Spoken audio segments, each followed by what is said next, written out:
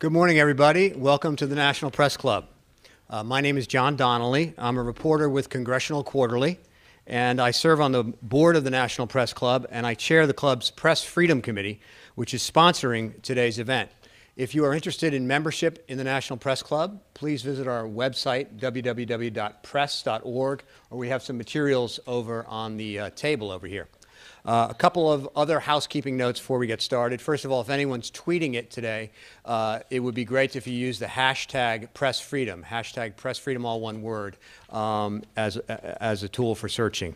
Our subject today is repression of expression in the Mideast. The Arab Spring began just over a year ago, and we thought it would be a good time to take stock of what's happened in the region as it pertains to crackdowns on reporters and on citizens trying to communicate via the internet. A couple other housekeeping things, though, I forgot. I want to thank, first of all, several groups that have helped us to create this panel. Freedom House, the Reporters Committee for Freedom of the Press, Reporters Without Borders, the Committee to Protect Journalists, and the National Endowment for Democracy's Center for International Media Assistance. A word about the Q&A, which we hope to get to as soon as possible. First of all, quick show of hands for reporters who are covering this event today. Any reporters? Okay, then that's not an issue. We try to let reporters get the first questions in our Q&As. Also, I just want to remind you, please turn off any cell phones, anything that makes noises. Now, finally, introduce our panel. Our moderator is Frank Smyth. Frank is the founder and executive director of the private firm Global Journalist Security.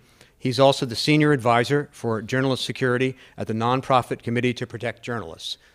Moving down the table, next up is Courtney Radge, program manager for the Global Freedom of Expression campaign at Freedom House. Courtney is an international media expert and a former journalist with Al Arabiya news station in Dubai. Next up is Jeffrey Ganem, a media lawyer and the author of a forthcoming report from the National Endowment for Democracy's Center for International Media Assistance, titled Digital Media in the Arab World 1 Year After the Revolutions. Very much on point. Next up is Abderrahim Foukara, who is Washington Bureau Chief of Al Jazeera Arabic. Previously, Abderrahim was a journalist and anchor for the BBC World Service and a journalist at Public Radio International's The World. Next is Clare Morgana Gillis, a U.S. freelance journalist who covered the uprisings last spring in several Mideast nations, including Libya. Claire was captured with 2 other journalists in Libya and spent 6 weeks there in detention. And finally, we are happy to have with us Nada Alwadi, who is a Bahraini journalist and co-founder of the Bahrain Press Association. Nada covered the uprising in Bahrain over the past year for USA Today, and ironically, today marks the 1-year anniversary of the beginning of the uprising. And so without further ado, I want to turn it over to our moderator, Frank Smyth, and our wonderful panel, which I thank very much for joining us. Thank you, John. John is also a senior writer at Congressional Quarterly on defense and congressional issues, and also the chair of the Press Freedom Committee and the individual who's most responsible for organizing today's event. So we are grateful to John. We are also grateful to all of you for coming out this morning to participate and help make what I'm sure will be an extraordinary event. So thank you for coming. The format will be, we're going to start with Nada and work our way towards me, ending with Courtney. Pardon me? Oh, you're leading. Oh, I'm sorry. We're going to start with Courtney and end with Nada. Pardon me. And each panelist is going to speak for 3 to 5 minutes maximum. And then I may take the prerogative to ask a question or two just to tease out a few points, and then we're going to open it up to the floor. If you have a question, please wait until I acknowledge you. John or another individual will bring you the wireless mic. Please identify yourself and your affiliation. And please try to keep your question, and especially any remarks you have, to frame or leading up to your question as brief as possible so we can keep the discussion moving and get to as many people as possible. Today is Valentine's Day, as most of you know. Today is also the first anniversary of the beginning of the uprising in Bahrain, which is very important and something to keep in mind. And it's good, I think, we have Nada who will end speaking about the situation in Bahrain as well as throughout the region. So to begin, we have Courtney Raj, please. Thank you so much. I thought I would just start by providing kind of an overview of the situation in the Middle East in terms of freedom of expression and press freedom. Running a program at Freedom House, as you know, we put out an annual survey that measures the level of press freedom in every country in the world, and then having worked as a journalist in several Middle Eastern countries, wanted to kind of give an overview about what is happening now that the grip of authoritarianism has been lifted in several countries, in Libya, in Tunisia, in Egypt, where it's maybe a little bit more ambiguous whether indeed the grip is being lifted. Perhaps it's just being shifted. And to talk about some of those dynamics as well as some of the dynamics that we're seeing in countries that are still experiencing uprisings. It was pretty impressive, I think, that in the Middle East, it's been the worst situation for press freedom in the world since we began to measure this situation, the press freedom situation around the world. Only 2 countries last year were ranked free in our survey. That was, partly free. That was Lebanon and Kuwait. The rest of them are all ranked as not free, and many of them rank among the lowest tier of those, particularly Libya and Tunisia, which were incredibly repressive, had severe restrictions on any sort of independent press. And what was really fascinating is that once the uprisings occurred and the authoritarian grip was lifted, you saw a burgeoning and flourishing of independent media. In Egypt, you've had dozens of new satellite television stations open up, you've had new independent newspapers, and you've had a flourishing of online news outlets, some hybrids with mainstream media, others just citizen journalism projects. In Libya, you had hundreds of new papers and news outlets start in Benghazi and Tripoli, and you're seeing new radio stations that are being started by youth as well as by professionals. But in Libya, particularly, you have a dearth of professional journalists who have any experience in journalism, given the severe restrictions there.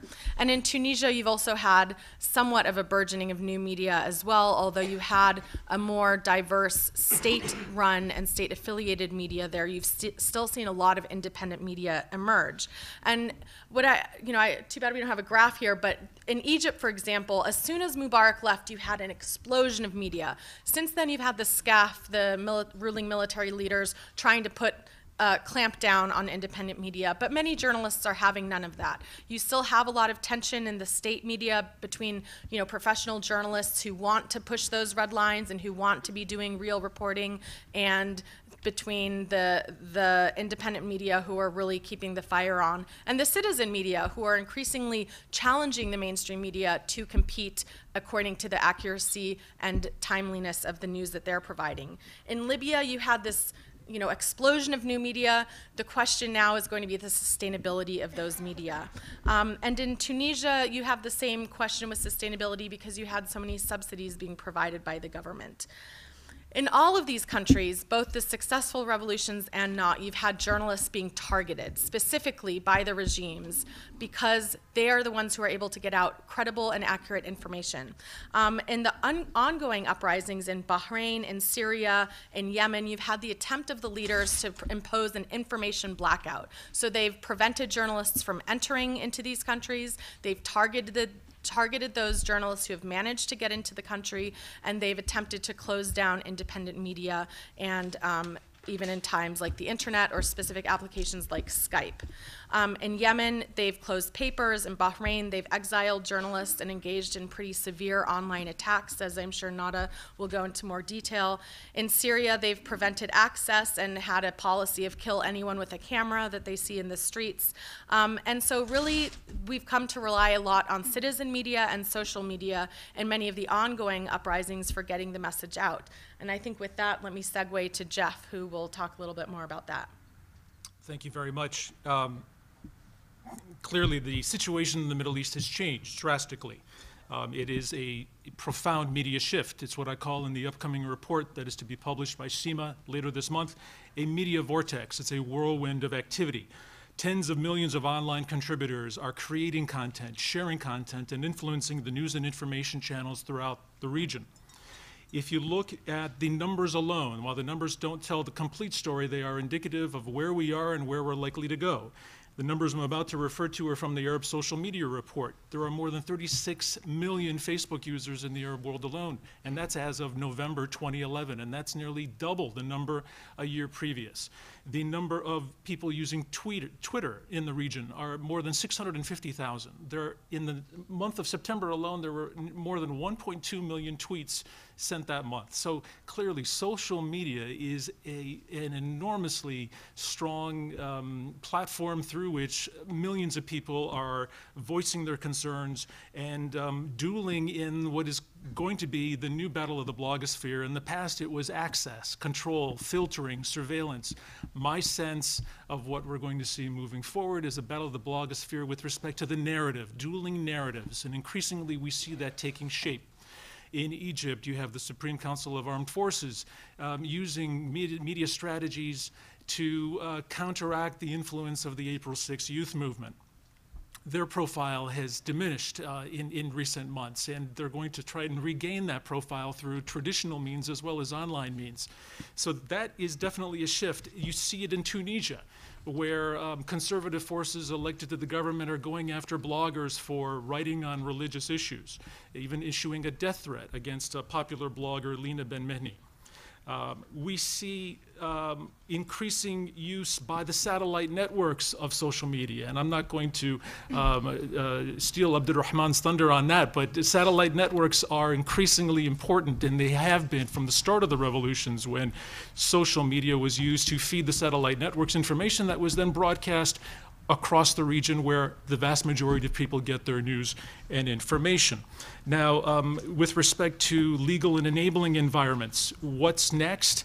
It remains to be seen whether the newly elected governments and legacy governments are going to continue to clamp down with respect to the legal and enabling environment, but it raises the issue of to what degree do governments of Egypt and Tunisia want to create that flourishing environment? Do they want to clamp down? Are they going to opportunistically go after individuals who violate certain laws? Most likely, yes. We're most likely going to continue to see repercussions in the way of arrests, incarcerations, questioning against bloggers, journalists, writers, and activists. Human Rights Watch recently just had a report with respect to that and said the situation is pretty dire. Authentication. Given the numbers of people online, there are various issues of authentication, to professionalism, lots of issues related to credibility, the issues of incitement to violence, defamation writ large. These are issues that the media development community should be looking at very seriously. With that, I'll turn it over to my colleague. Thank you, Jeff. And first of all, excuse my voice. I'm a little still nasal. I'm still recovering from flu, which I hope you don't get. And secondly, happy Valentine's Day. I was talking to somebody yesterday about events in Bahrain being the first anniversary on the 14th of February, and he said, yes, Bahrain, that's America's Valentine. And then he said, no, it's actually Saudi Arabia's Valentine. And I'll leave Nada to deal with that. I just wanted to add one quick thing on a less flippant note to what we've already heard. And that is that language is obviously very important. And language provides the building blocks for encapsulating any given situation. And I think the fact that people are calling what's happening in the Middle East the Arab Spring, the fact that they decided to call it the Arab Spring, that's what's made the paradox that we're talking about a paradox, much more so than it would otherwise have been. We have an Arab Spring, and therefore the logical adjunct of that should have been that there are less restrictions on the media, except that it's totally the other way around. And obviously that calls into question the use of the Arab Spring or the use of revolution. you know, in terms of choosing seasonal epithets, I think we should have created a fifth season and started from it rather than, you know, going straight into spring. Because if you look at what's happening in Syria, for example, or Bahrain, or many other parts of the world, yes, I do want to call it spring, because 2011 has been a great year for Arabs as a freedom value. What a lot of people outside the Arab world have seen over the last year is that the Arab DNA is not antagonistic to freedom. Just like Arabs want to be free, just like anybody else.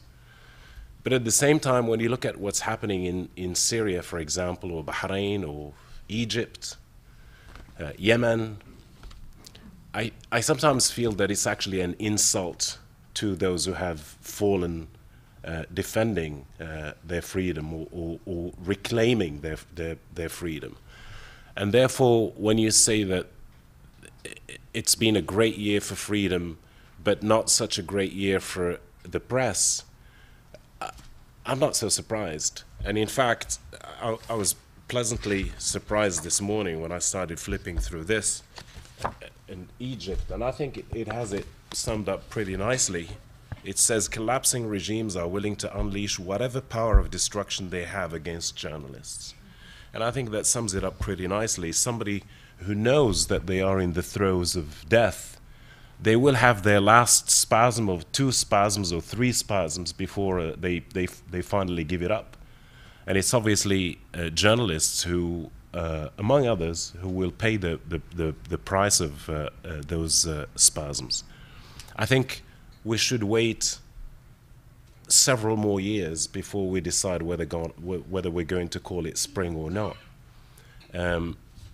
We heard a little bit, I think you talked about the proliferation of news outlets, and I think the proliferation of news outlets, as we've seen in the modern history of the Arab world, is not an exact barometer for freedom of the press, because the governments throughout the region have become so adept and so agile at encouraging freedom, at encouraging news outlet proliferation, while at the same time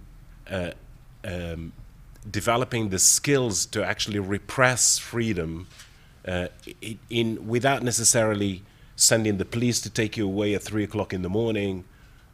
They found actually the legal means to repress freedom, and they can do it legally. And if you check the constitutions of the country, those tools do exist in the constitutions of this or that country. So the proliferation is not necessarily the best way to judge how free the press in the Arab world is going to be over the next several years.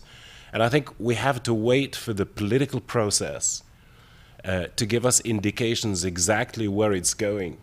Because right now, even in countries that are far advanced in comparison with others into the political process, that came after the fall of Ben Ali in Tunisia or Mubarak in Egypt, we still do not know where exactly these countries are going in the broadest sense of the word.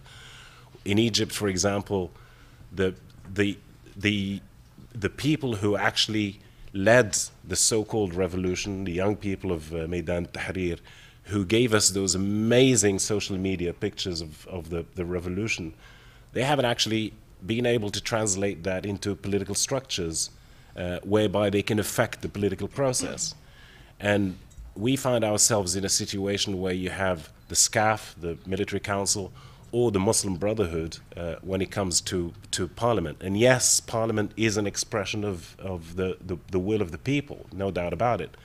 But you can also argue that the way the political process was conducted after Mubarak was taken out, it was conducted in a way that helped create the outcome that we are seeing in Egypt. And just to circle back to the issue of the media, it's not just the politics when we talk about political repression, as Jeff said. we're gonna see a whole can of worms in terms of trying to repress the media, and that kind of worms is going to be a cocktail of religious forces, and moral forces, and social forces, and new classes emerging that may not necessarily have a vested interest in having a free media. And I think I'll leave it at that. Oh, thank you. Thanks to everybody for including so much specific information in your introductory remarks, because I'm going to hover at a slightly more theoretical level. And one of the things that's been really interesting for me to think about over the course of events in the last year is the idea of objectivity, because of course journalists prize that, but of course confronted with people who are saying we want freedom, we want democracy, we support the right to a free media and freedom of self-expression. Of course, we love that. That's what we do for a living. But we do have to always be mindful of when these groups that are starting to be triumphant, you know, as in Libya, which is certainly where I have the most experience, when they do get certain powers, they have been abusing these powers. And I think it's really important that, I mean, some of our panelists have mentioned this in terms of freedom of media, but there's more things happening. There's executions and tortures and interrogations happening in Libya right now. And they're acting in precisely the way that Gaddafi acted against them for so many years. So I think it's entirely possible to have an opinion and still be objective as a journalist. It's a simple matter of reporting honestly. And Jeff, I really liked your idea about arguing out the narrative in the blogosphere, because since there are no extant traditions of political self-expression, or, you know, very truncated ones, very kind of around the bend ways of expressing one's political opinions in this region, it's really important that people understand what's happened to them and what role they played in it.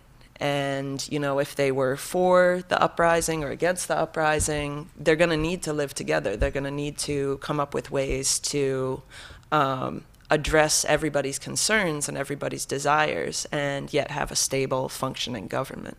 So thank you. Good morning, everyone.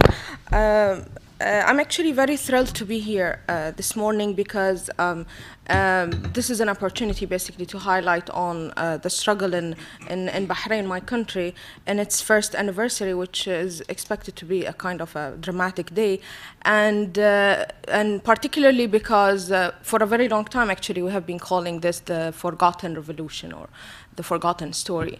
I at least would argue that there have been a kind of a media blackout, either in the Arab world or in the international world. Let me first just, since basically I am a local journalist and I have an experience in my own country covering my own issue, highlight some kind of personal experiences. I work for Al-Wasat newspaper, which is a local newspaper, somehow the only independent newspaper in Bahrain for so long. I mean, it's kind of a very interesting experience to work in an environment where you are surrounded by, let's say, media outlets which are basically kind of mainstream or pro-governmental all the time, and basically you are struggling out there alone to kind of send or at least kind of cover the rest of the story. But anyway, my experience was, and I believe in professional journalism, and I was basically doing my job and covering what was going on, which I would say was a kind of is going to change the political history of my own country forever, I guess. So this was a big event, of course. Hundreds of thousands of people were on the streets, and of course, any journalist will basically, you know, kind of go there and cover and write stories all the time, and this is what I did. I also covered for some international media, so I was the main correspondent for USA Today, and I was writing stories every single day. And of course, you know, after the crackdown, this was a crime. You know, doing that, even if you were doing just your job is a crime. And I still remember actually when I was actually discussing with some of my friends during the uprising and everything, and then after the crackdown, and my argument was like, I don't think those guys will ever dare to attack a journalist, because this is like ridiculous. I don't think they will do that. They might, of course, they started attacking and arresting protesters, but they won't dare doing this to journalists. But of course, the experience proved me wrong, and I personally was detained last April, actually. And I actually was detained for 14 hours by the authorities in Bahrain, and it was a kind of a very interesting experience for me, because I never thought that something like this will happen in this country. And I have always believed in the change we can do through media in Bahrain, and I was kind of very balanced in my coverage. This is something that I have been for a very long time well known for.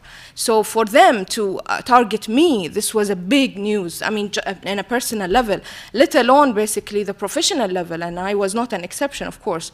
A lot of journalists have been targeted or attacked in so many different ways. I was forced to sign a pledge not to write or engage in any political affair. The whole experience was basically to teach me a lesson as a Bahraini citizen to behave. That what you did is wrong and you should not do that, even though my response was always, I was there because I was doing my job. I am not a protester. You cannot deal with me as a protester. But basically, of course, when you, as many of the panelists mentioned, when the regime is shaking, journalists will be, the first to target. So, I mean, this was the main response. And then, of course, it was a kind of, I was threatened, of course, that, I will be monitored and everything I do will be monitored. And I had a few very rough months, actually, in Bahrain during that time, until I reached the point where I decided to leave the country because, first of all, I cannot do my job anymore, and of course it was a very hard time for me. I decided to leave. Many Bahraini journalists are still in Bahrain, and a lot of journalists actually left because of that, because fearing for their safety. And actually, since I came here, I was faced with all the questions that many of the panelists raised. Objectivity, and I guess with the Bahraini case, the media blackout was the main challenge, I guess, because I was like, I was noticing that the story is not getting out so much, and as a journalist, I was feeling that this is a huge challenge. If you are, if you want to write about Syria here, for example, everyone will want to listen. But if you want to cover about Bahrain, not many people will be interested in doing that. So that's a huge challenge. And also something I also want to highlight with the Bahraini case, which is the PR and lobbying firms that have been hired by the government to do the work, basically. And I don't know, I'm suspecting that some of them are actually right here today. And if they are, please come to see me, because I'm very interested in having some discussion with you. Anyway, so basically all kinds of obstacles. There is a media blackout. Local journalists have been silenced. And actually, I feel so, as a Bahraini journalist, I feel so touched and upset when I read reports like the Reporters Without Borders report lately, which proved that Bahrain dropped 29 points in freedom of expression, and that Bahrain is now suddenly one of the, in the top 10 countries which are very dangerous for journalists, or the most dangerous countries for journalists. And I think this is true. Many of my friends and colleagues who are professional journalists who are doing their job have been jailed and tortured, and this is something I have witnessed myself. And of course, this was something that I guess professionally and personally is life-changing. Since I came here, actually, I was, of course, in touch with my friends and colleagues, either in Bahrain or outside Bahrain, and we decided to form an association for Bahraini journalists who want to gather together and basically just form a unity somehow. The first thing we did is launching the first report documenting all the violations that happened against Bahraini and international journalists inside Bahrain during the crackdown. And of course, reading this report alone will basically give a whole spectrum of what exactly happened. Many international media have been targeted, many stories have been documented, and a lot of correspondents talked about it actually out loud. Freedom of expression in Bahrain is actually a myth right now, I think. I'm really sad to say that, because of course the media is completely controlled by the government, either TV or radio, and of course most of the newspapers are pro-governmental. Al-Wasat, which is the only remaining independent newspaper, is now completely cannot function kind of normally, I guess. And all of these things inside Bahrain are really challenging in terms of the freedom of expression. I guess my last point that I want to mention, which is something that I have been questioning myself about, the objectivity. I am a professional journalist, and I do believe in doing professional work and being objective and covering whatever you are doing. My biggest question, since I was in this experience, was did I do anything wrong as a professional journalist? I think our situation, I would like to speak on behalf of the local journalists out there in the Arab world, I guess. Our main challenge and main interesting ethical problem, I think, would always be you belong to these people, you know exactly what they are talking about. You know, you are not an international correspondent who's interested in the region. You are not someone who is, who came across this, particular struggle and want to write about it because now it's suddenly everyone want to hear about it. You actually live there. You know exactly what the extent of the struggle. And now you are required to cover it as objective as you can, because this is your job. You see lies and you see threats and you see attacks, and you can't help but take a position. You can't. You just can't, because first of all, you are a human, and you can't accept the fact that people are being killed on the streets. And second, you are a journalist who believes in truth and democracy and all of that. But of course, you have to be objective. And I think, in general, this is the biggest challenge for, and not just international journalists who come to the region, which is also a valid discussion, but also for local journalists between themselves to question themselves what they have done, and what can we do in these situations from an ethical point of view? How can you maintain your objectivity while you see people being killed on the streets and you actually belong to them? And you cannot run away from that. This is, I think, the biggest challenge, which I want to end with, and of course it's open for questions. Thank you, Nada, and the panelists. One of the things that I noticed when we were at the Committee to Protect Journalists is that a year ago during the uprisings in Egypt, we had never seen so many journalists attacked across such a from a broad variety of backgrounds: Arab journalists, Polish journalists, Western journalists, local journalists who were detained, harassed. We had never seen so many journalists besieged at the same time in such a short period of time. We've also noticed that the role of social media, I know there's a lot of debate about that, about how influential or not it was. And another thing that I've noticed is perceptions, Abderrahim, about Al Jazeera have certainly changed. Some years ago, the criticism of Al Jazeera seems to have, the people that were criticizing Al Jazeera are no longer criticizing Al Jazeera. And people before who were praising Al Jazeera are now beginning to criticize Al Jazeera. So I wonder if, I just want to give, before we take questions from the floor, if any of you would like to address that, and in particular, what may have surprised you about the role of the press and as well as social media over the past year.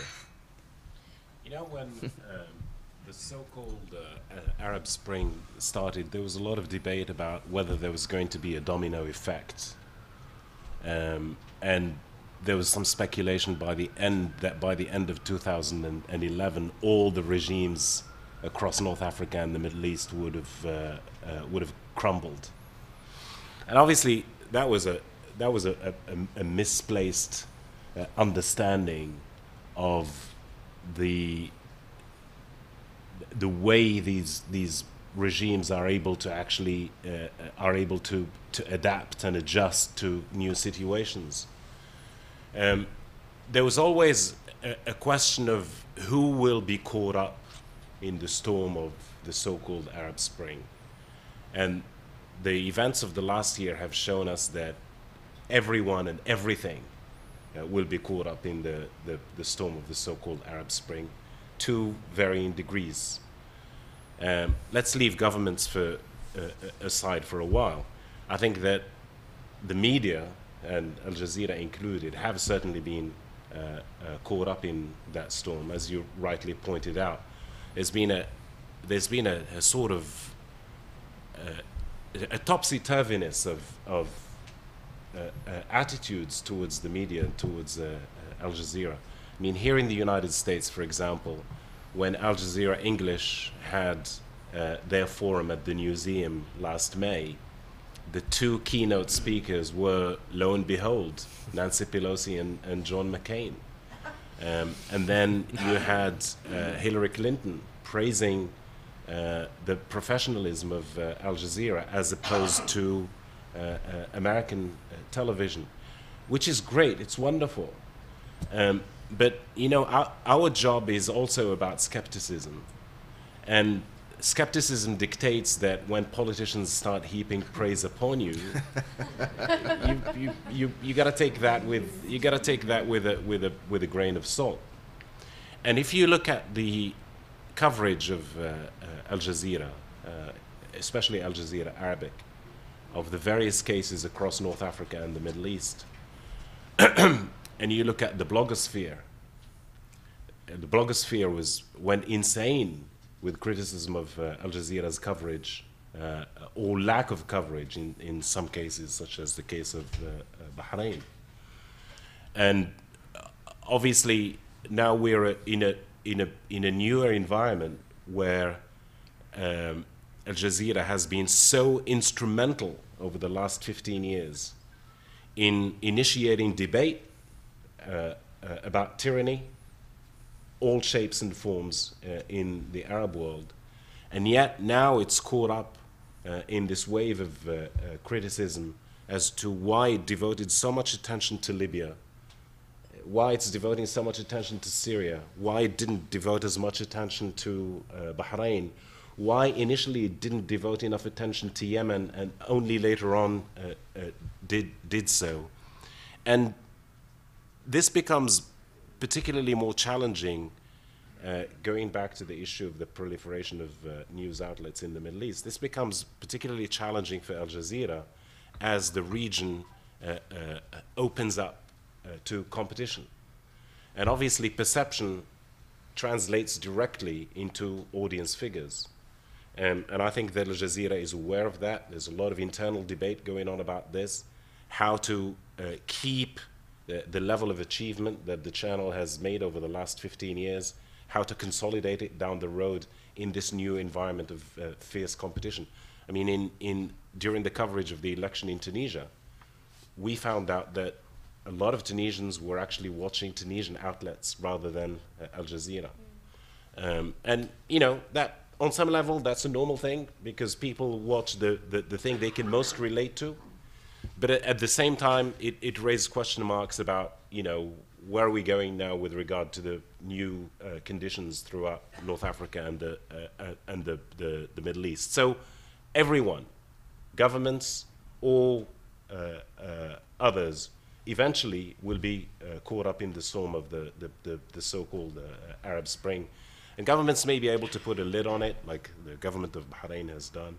But we know that there've been mutterings in Saudi Arabia, there've been mutterings in Kuwait, Jordan, Morocco.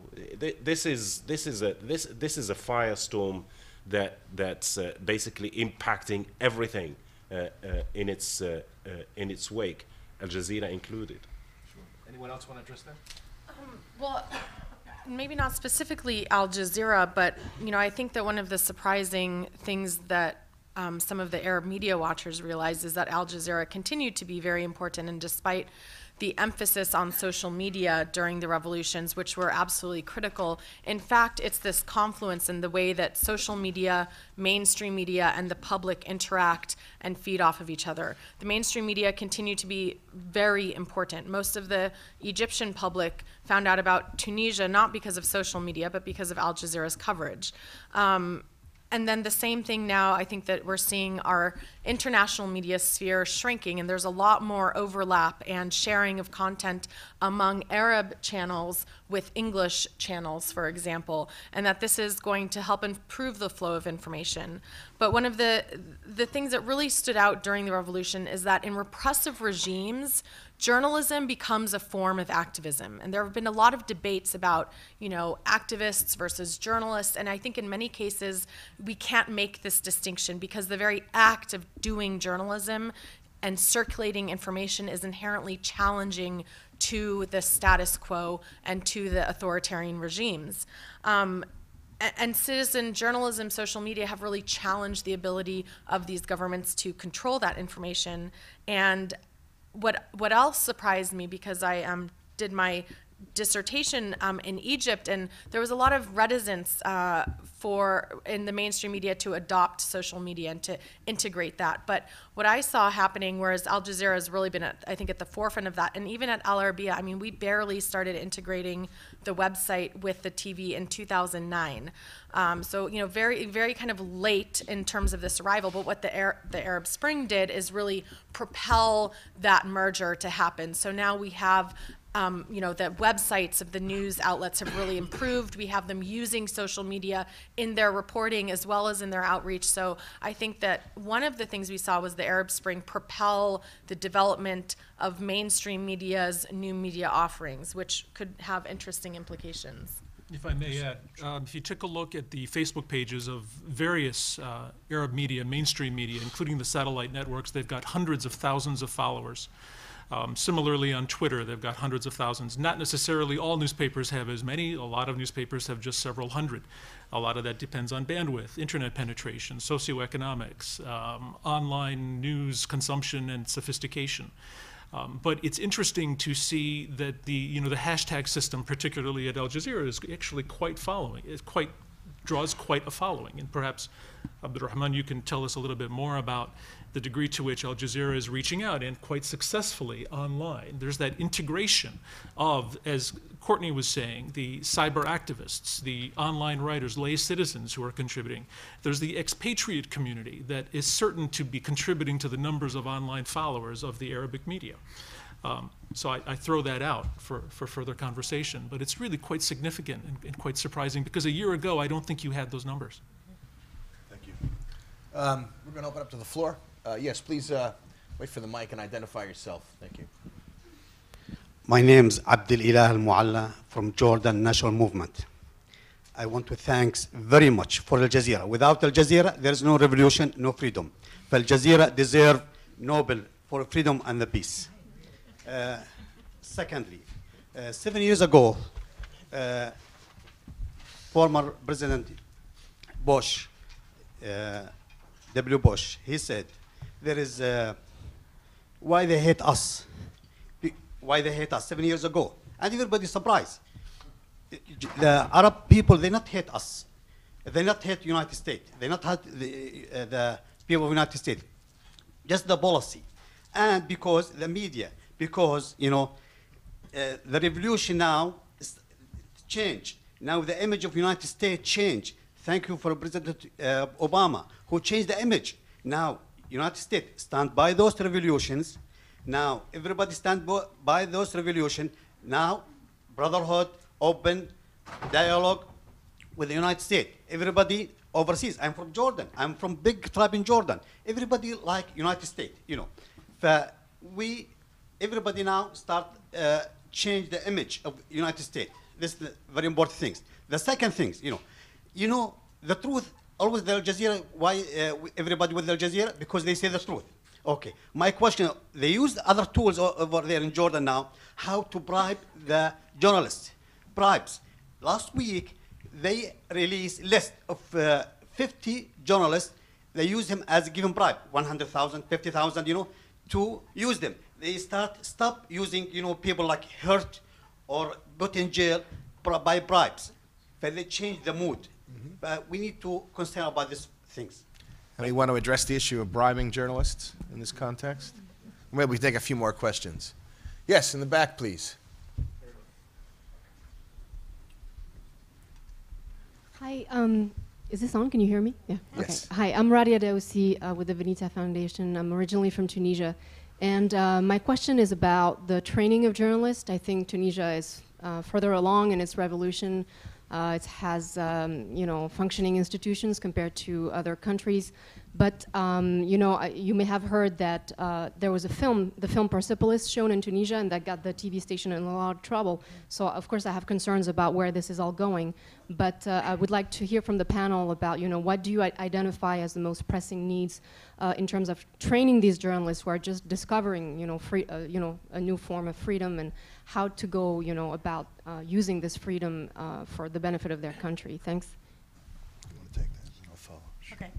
Sure, I'm happy to address kind of both questions. In terms of the bribing quickly, the economic situation in the region, and frankly much of the world where you have not free or partly free press, is due to bad economics, low salaries for journalists, which can encourage bribery. But I think we've seen that the economic situation in the Middle East has not really supported a free press, and the challenge is going to find alternatives to state subsidies and improve the advertising sector, which is only about 1 or 2% that of in the West.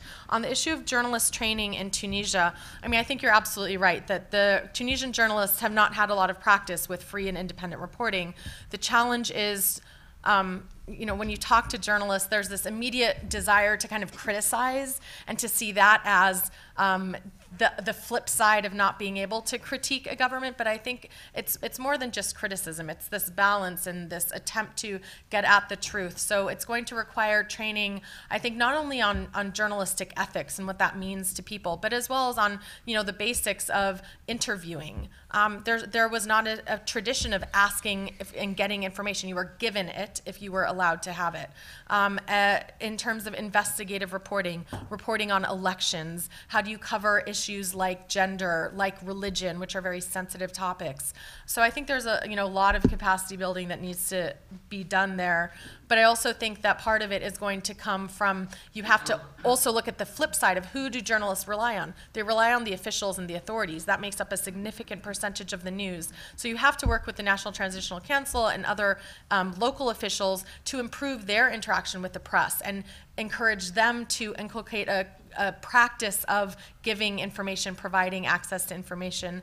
And of course, as Abderrahim mentioned, the legal side of things is to create legal structures that facilitate that. So freedom of information laws, access to information laws, and in some cases like Libya, they got rid of all their laws.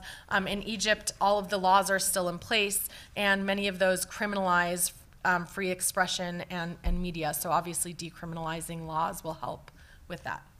Can I say one more thing about training? Obviously, on some very important level, journalism training is really the crux of it, because it has direct implications on what happens to journalists, and what happens to journalists has a direct implication on the political system as a whole.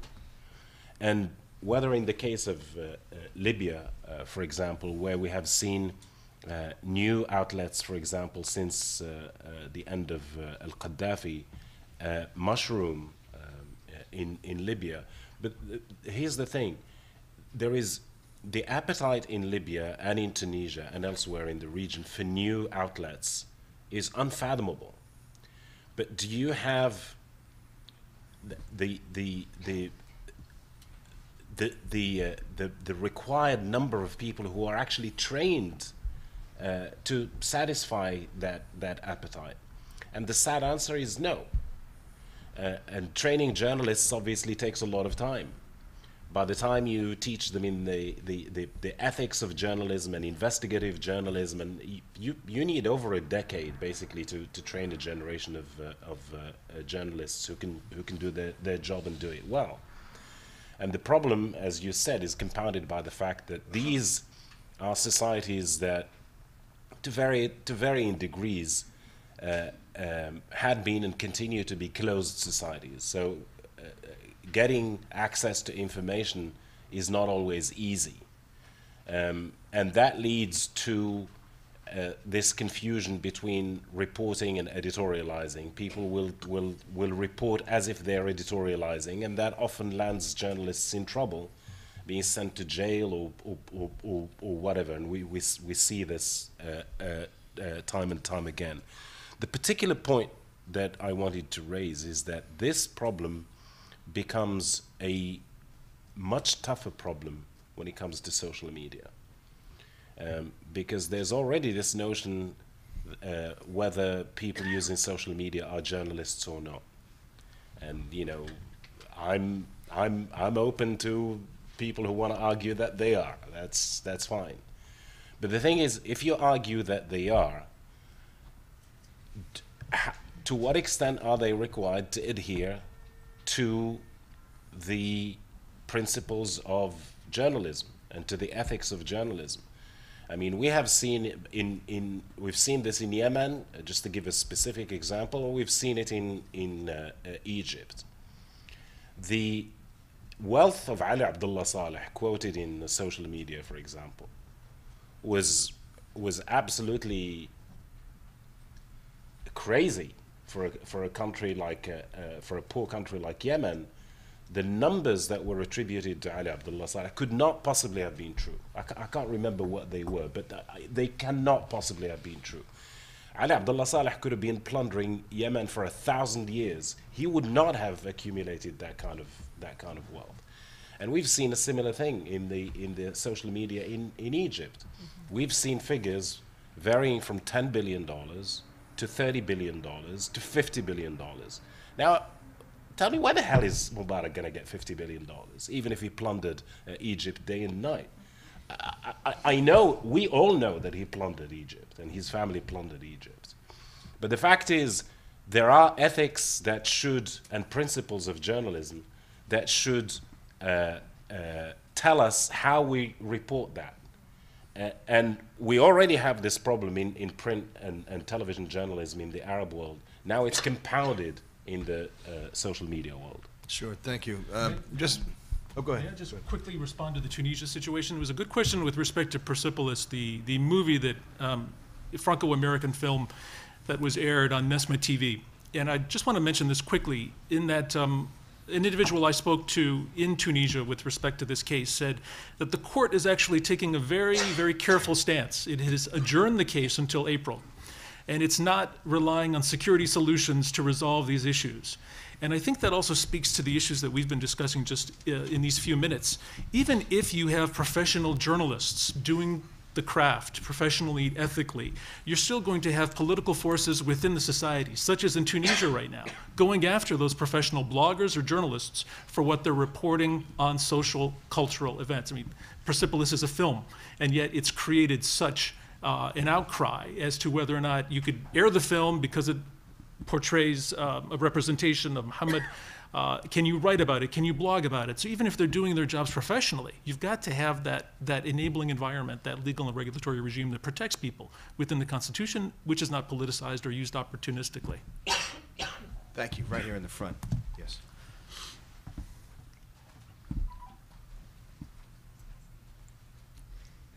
Thank you. Paul, is this on? Yes. Paulette Lee, I'm a communications consultant and former broadcast journalist. Thank you all. Your conversation, your points are so fascinating. I would rather be sitting at a table discussing this with each one of you. That's great.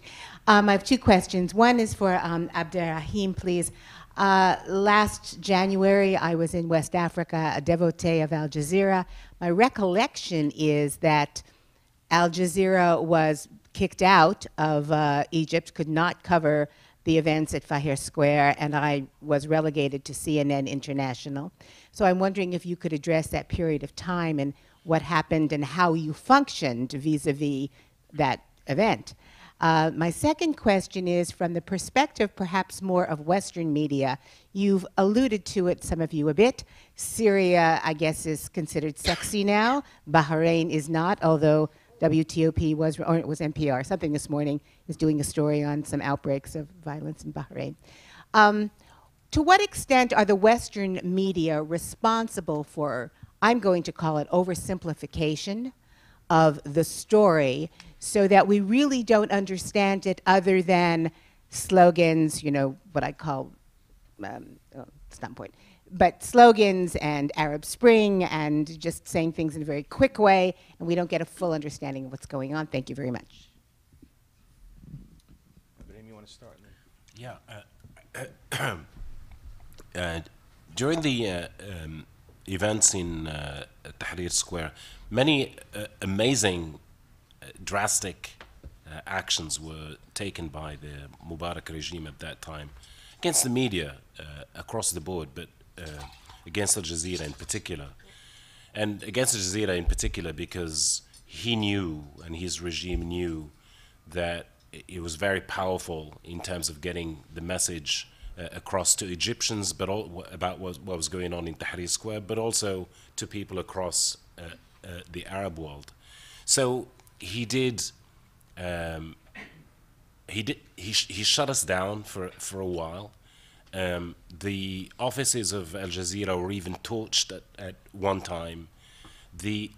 Some of the amazingly drastic measures included switching off the Al Jazeera frequency on Nilesat, which is a satellite, the satellite owned by the Egyptians. But we circle back to the issue of social media and this amazing marriage that was born out of these so-called revolutions between social media and satellite television. And I use Tahrir Square because it's iconic of the rest of the squares across North Africa and the Middle East.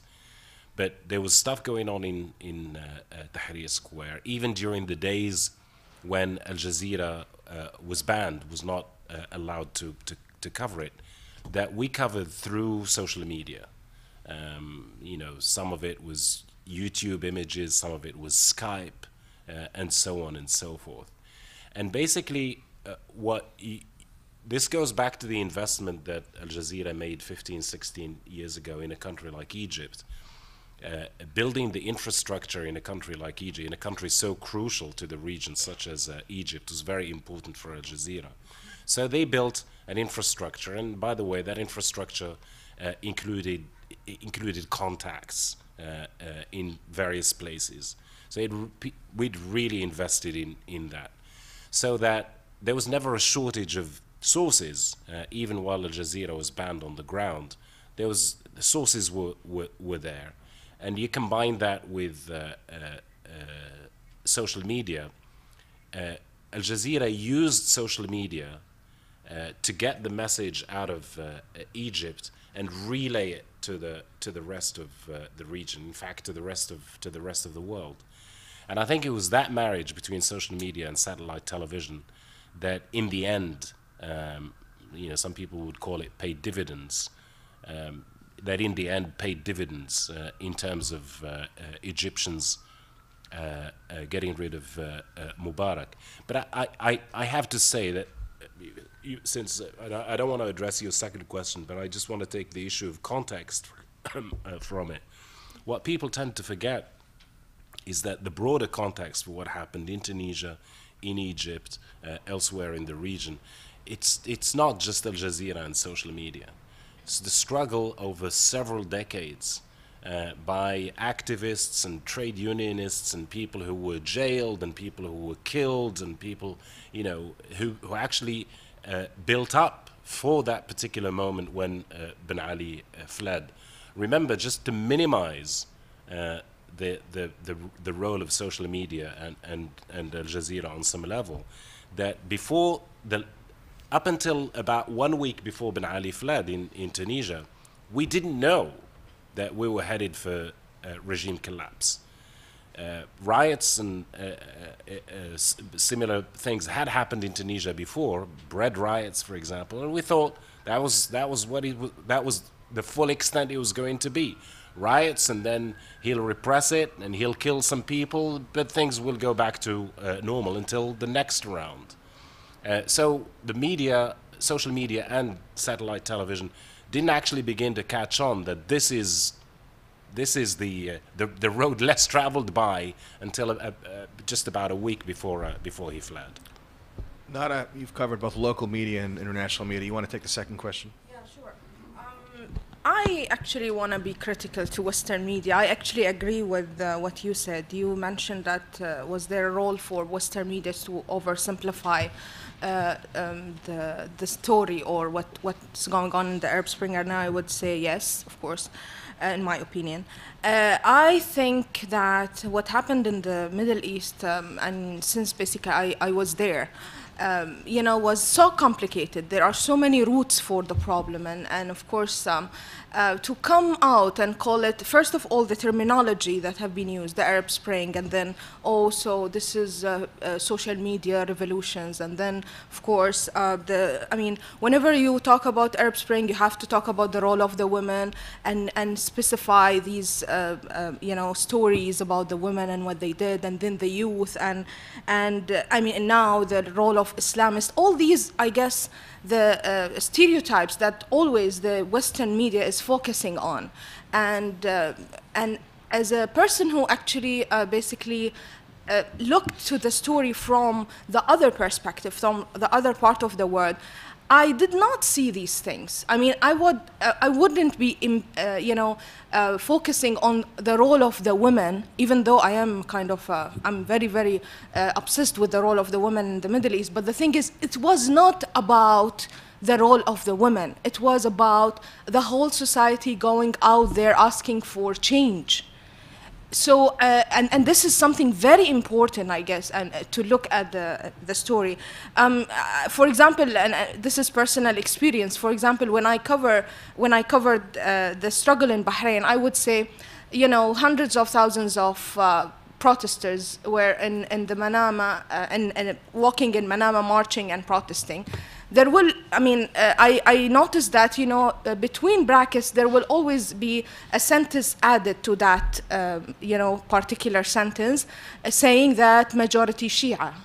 I, as a Bahraini, I don't care who these people are. I just see, as a journalist, I see citizens marching on the streets, asking for something. This is how I see it as a reporter. But of course, from let's say the Western perspective, these details, and I know, of course, this is maybe very important to the Western mentality, but these details, in so many ways, affected the way all these struggles in the Middle East have been perceived in so many different ways. The role of the women, the social media, the fact that basically social media was out there, of course it will be very important because people cannot have any, there are no other channels for them. They have to escape for social media because they don't have a free media. It's not that, you know, social media created this whole thing. It was a tool. This is for us, it was something we really understand. This was, I mean, anything that people have in their hands, they will use it. Women were part of the struggle because they are part of the society. It's not even a question. It's not that suddenly women decided to be, you know, active and they want their roles. It's not about women, it's about societies striving for something. And then now, I mean, the talk about Islamists, wherever I go, people will ask me, also, what do you think of this emerging Islamist wave? For me, I don't see it that way, even though, of course, this is something for discussion. But to kind of, in my opinion, focus on the, let's say, the changes that are happening in the Arab Spring from that perspective is not fair, because at the end of the day, Islamists are part of these societies. What is happening, in my opinion, is normal. It's normal. They are part of the societies. They are taking part of it. Basically focusing on that particular aspect only, forgetting the other aspects, of course, will affect the stereotype of the Arab Spring and will influence how all these things are perceived in here, I guess, which is very important and significant because the decision making and the political decision making is made here in the West. So, I mean, how people perceive us, what is happening in our part of the world, is actually determined here. That's why the media is very dangerous, I guess. How they see and how they portray and how they cover everything that's happening out there. is very dangerous and is very effective. And it contributes a lot, basically, to the debate and changing, basically, the game, I guess. Thank you, Nada. We've got this gentleman over, John, this gentleman here has been waiting. We have a mic over there or not? There we go.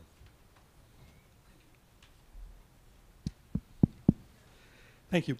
My name is Daniel Moro. I am a former journalist for the Italian national TV. I am now a scholar at Johns Hopkins.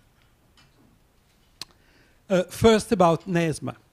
What is shocking about the episode are two elements. The first, that the film was screened during Ben Ali in the Tunisian cinemas without any reaction, and also in Riyadh, Saudi Arabia, without any reaction. And who has seen the film will see that the picture of so-called God or whatever is nothing at all insulting for any kind of religion. First. The second aspect is that about 200 Salafists assaulted Nesma without the intervention, practically, of the police. And then the journalists are under trial. Third, my assessment of the Tunisian situation of the news gathering is this. On the political debate in the daily newspaper of Tunisia, you have an extremely lively situation. On the collection of the local news, you have a big problem still from the Ben Ali regime. Practically, if you read different daily newspapers in Tunisia, you see that the reporting from one village, uprising, is identical. It means that you cannot still report on your country happening. You just report on the debate, which is different, as you correctly assessed it. Thank you. Jeff, you want to address that? I think it's a good observation, and it's interesting that you bring to light when the Persepolis had been originally aired. I think that's really interesting. I think I'll cede the floor to more questions. Actually, I want to say something to that. There's political change, there's always a paradoxical side to it. Take what happened in Iraq in 2003, for example. Okay, military dictatorship, in the classic sense of military dictatorship, came to an end. Whether that yielded democracy or not, that's a separate issue. But if you look at Saddam's dictatorship, on some level, Saddam's dictatorship was more enlightened, for example, in terms of its attitude to women, for example, was much more enlightened than many of the other regimes in the region. And I suppose that what's happened in Tunisia is not a stretch from that. Many of the policies pursued by Ben Ali, another classic dictatorship in the region, have come to be seen as having been more enlightened than what we're seeing now. Think about what the chairman of the Transitional Council in Libya said in his first speech after the fall of al-Qaddafi. The very first thing he said, the country is still in the grip of mayhem, and one of his first priorities in his speech was that polygamy will be enshrined in the constitution. I'm sure he had his own reasons for saying that. I'm sure of it. But for people who viewed change in the Arab world through a different prism, that would stand out as a paradox. So obviously, to circle back to Tunisia, things will take time, not only to change, but for people to accept that they have changed. I'll give you an example. Even here in Washington, sometimes we call the embassies of some of the countries where there has been change. And we can barely discern any change in their attitude. They still think that they live in the good old days in terms of giving you access to information. Things will take time. The only thing is, how much time will they take? And just to loop in one quick comment about what Nada said.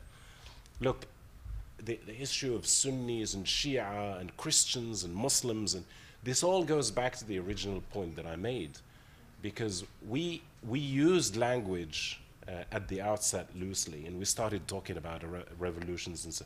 We will not know if it's a revolution until we know it's a revolution. And how will we know it's a revolution? This case of Sunnis and Shia, for example, why is it that if I live in the same society, it's like I am Sunni, why is it that if I live in a society where there are Shia, why is it that I should see them as Shia first, and why is it that they should see me as Sunni first? Why can't we see each other as citizens?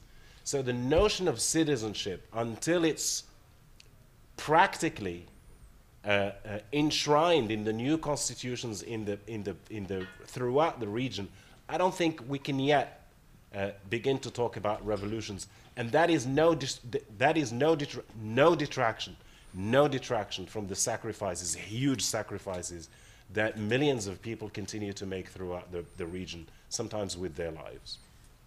I'd also like to highlight what the gentleman said. This issue of the lack of local news coverage, it was endemic before the revolutions, or whatever we want to call them today, uprisings, political ferment.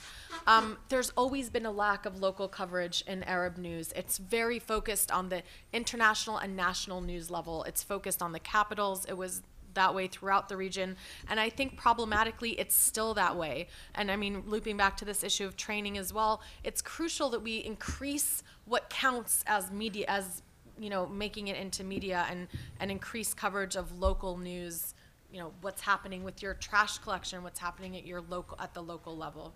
Jeff, quickly. But I think that's changing. I think you've got the increased number of local media outlets. Abderrahim also mentioned that such that satellite TV, the transnational media, the regional media are going to continue to face some competition from hyper-local media.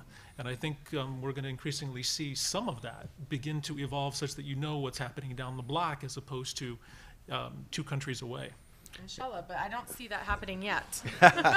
And just picking up on what Abderrahim said, Ben Ali, as some of you may know, had many friends in Congress on both sides of the aisle who like to praise him as a moderate leader, completely ignoring his violations of press freedom and human rights, which was not well received by human rights groups and press freedom groups. This gentleman, please.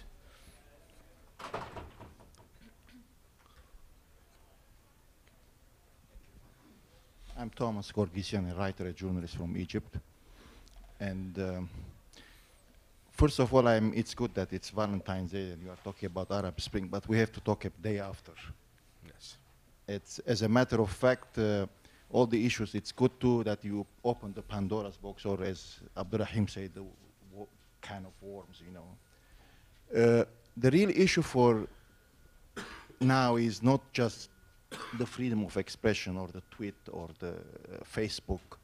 The real issue is how we can foresee the future. I mean, not just in that part of the world, which is like different as we are realizing now, because it seems that it's the same that happened with Soviet Union, with Eastern Europe, people looking at the pink and the green and the one color, and then realize there is Syria, there is Egypt, there is different from Tunis and everything.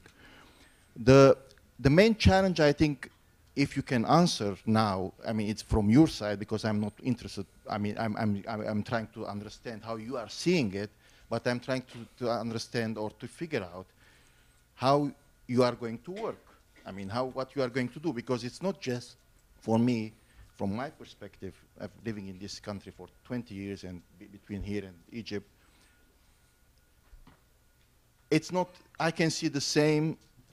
I mean, Middle East experts are talking the same way, but instead of using Arab and Israel and its Arab neighbors, they're calling Arab Spring nations and all these things. Professionally speaking, because I'm more interested about the profession, how you foresee your jobs, like Committee to Protect Journalists, because as we know now, as many people mentioned, it's not a matter of just like prisoning or beating or jailing people. No, it's like absorbing them. I mean, as a matter of fact, the challenge we are facing now in Egypt, There is local news, there is all these things, but people are buying things. Buying the journalists, the newspapers, and everybody. And in order to do that, how you can cover this? This is not quantitative index there. Sure. There is something going on. Sure. Second, which is, I will try to make it Sure, finished, not discuss the issues. I mean, I'm sure that you discuss enough. How you can see, like organizations, or Jeff can explain, how expecting the American journalists are going to cover it, because it's now they were running like as we say, it's fire engine. Something called 911, go to Libya. 911, go to Egypt. Then what? Sure. Thank you. Go ahead. Whoever wants to start, Jeff or. I think it's open to everybody. Go ahead. I mean, in terms of what we're going to do about that and what we see as the future, I mean, I think I would respectfully disagree with you, but freedom of expression is fundamental. The whole problem is that people have not been able to envision what they want their future to look like. And so I think that when you enshrine freedom of expression and get people to be able to practice that, you see what happens. That's why in many ways you have a proliferation of new media and mainstream media outlets. But in terms of how we're going to do our work, the Freedom House Index specifically looks at three main fields: the political, legal, and economic conditions that affect press freedom. So I don't necessarily see that these will change. We have adapted and reworked some of our questions to take into more account citizen journalists and the differing press freedom environment. But I don't know for CPJ. Well, CPJ doesn't do an index, but one of the things that CPJ looks at are physical attacks against journalists as well as imprisonment. And one of the problems is you can have a nation, the most murders that occur against journalists tend to occur in democratic, open societies. So it makes it very hard to measure that in terms of an index, because you can have a society that seems relatively free and is a nominal democracy and has certain guarantees in its constitution, where journalists are getting murdered literally around the world at a rate of one every 11 to 12 days. Mexico, Russia, Brazil, as well as even in war zones in Iraq and Afghanistan. Most journalists that have been killed in Iraq and Afghanistan have in fact been murdered. So it raises an issue, and it's a very hard thing to measure. I want to take a question from the gentleman in the white shirt in the back. Yes, that's you. Yeah. Hi, William Dermody, USA Today World News Editor. I'd like to ask a question of Claire and of Nada. Claire, you spent a lot of time in Libya with the revolutionaries, a lot of quality time. Not just with the rebels, Right. Bill. But when you were with the rebels, you spent with the military leaders, with political folk, as well as just everyday folk who were fighting and helping the effort. My question for you is, are you surprised at the turn of events regarding the press and the press repression taking place there today? And Nada, my question for you is, do you have any suggestions for the media here on how to cover the events in a place like Bahrain or elsewhere where the government has done such a good job in shutting down every objective method of finding out the truth?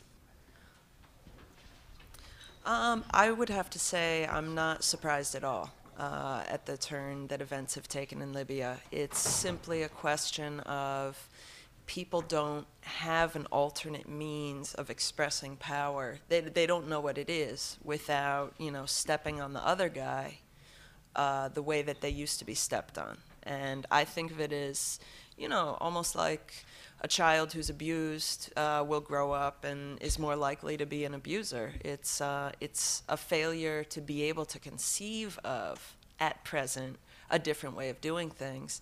And, they're very canny at this point. A lot of journalists were trying to get in when, of course, the different militias were fighting for control of the airport because everyone wanted to cover that story. And it's like, well, actually, we don't really want foreign eyes upon us. We don't want local media eyes upon us. And that's a big problem, and I think we have to call them on it all the time when we see it happening. And, I'm glad you brought up the amount of time that I've spent in Libya over the last year, because bringing it back to this gentleman's point about the international 911 that goes out to journalists all over the world when something blows up, My experience has been a lot of staff writers, also a lot of freelancers, and I'm a freelancer. But, you know, staff writers will be sent to a 911 call. They'll stay for 2 weeks. It's, you know, some thousands of journalists in the case of the fall of Tripoli or something like this. And, you know, people presume to know something after 5 days on the ground, after 2 weeks on the ground. And this is one of the key areas that, first of all, I feel like after 5 months in Libya, I do know something about the place. But I make it my business to spend as much time as possible with the local media, whether they're citizen journalists or activists or professionally trained, you know, media reporters. The importance of the dialogue between the local news and international news is so incredibly key. People who are local from the society, like you were talking about, they know what's really important to them and what's only important sort of in Western eyes. But you guys also need to know, and I'm sure you appreciate, that there are things that are just really interesting to the West. We don't know. When we hear a lot of things like, oh, free Libya, freedom and democracy, we think, oh, that's great. That means rule by law and respect for human rights. And maybe in the context it was being used, it just meant, we want the freedom to say what we want about Gaddafi. We want the freedom to elect our own leaders.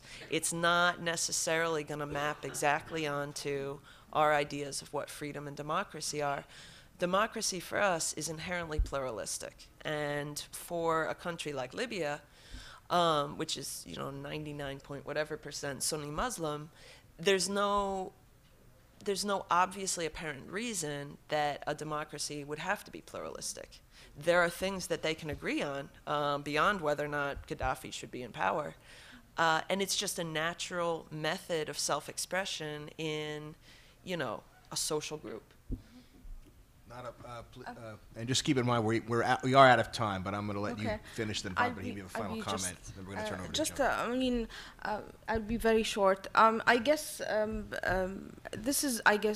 this would be my response. Having a dialogue between the international correspondents and probably local journalists or people who are on the ground, professionals who actually understand the extent of you know, the struggle would be very helpful in kind of you know, kind of fixing these stereotypes in the international media. And also, I think this is new. What is happening, particularly in this part of the world, the Arab Spring is new. Everyone is learning.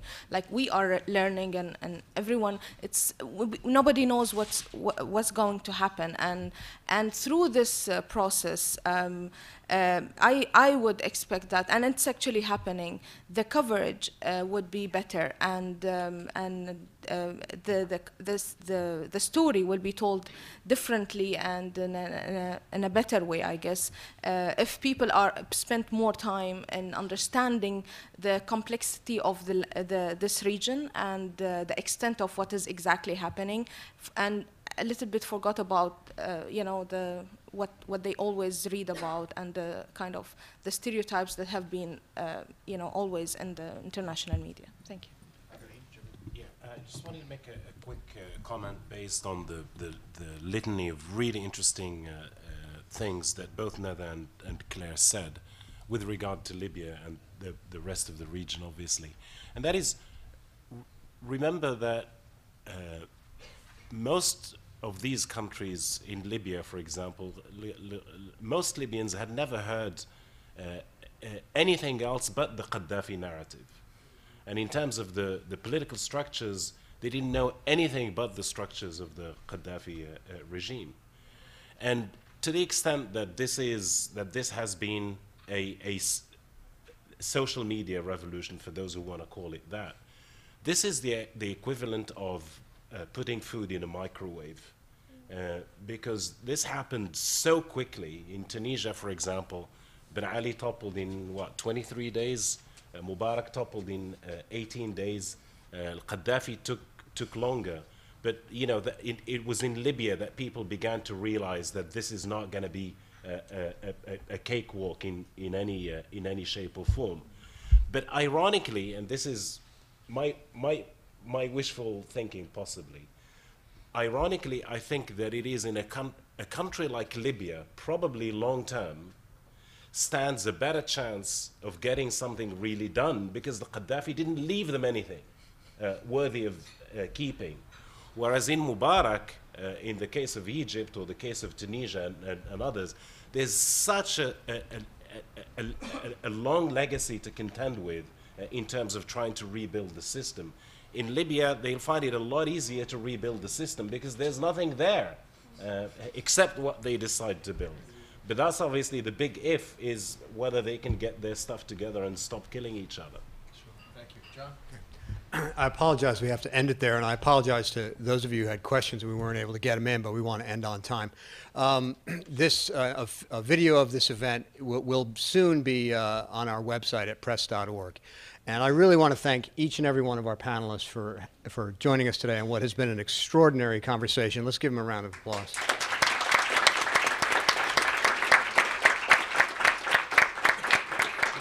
And with that, we are adjourned. Thank you.